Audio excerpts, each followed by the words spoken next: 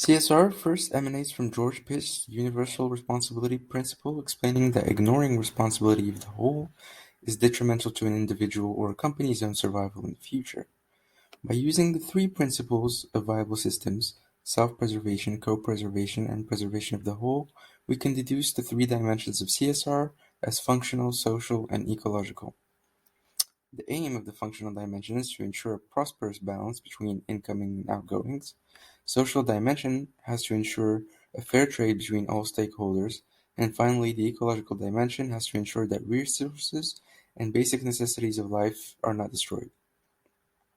The objectives highlighted by these dimensions are achieved through the three types of responsibility: technical, ethics, and aesthetics.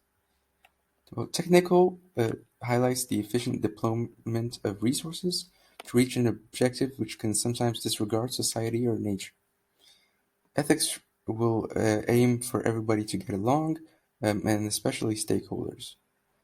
And last but not least, aesthetic responsibility advocates sensible behavior and finding the right course of action to best serve the greater whole. Now, of course, as you can imagine, companies don't always have such a holistic view of their responsibility, focusing mostly on their own immediate survival, and are also usually limited by biospecific tendencies, disregarding animals and plants. Now, this holistic model serves this purpose of highlighting the physical scope of corporate actions stemming from Piaget and Kohlberg's work, while also revealing which authorities are involved. Authorities are essentially the judges of corporate action and responsibility, usually varying from one dimension to another, the most important of which are stakeholders.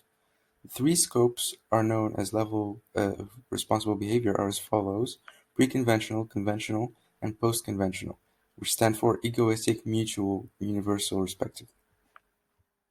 Created using Powtoon.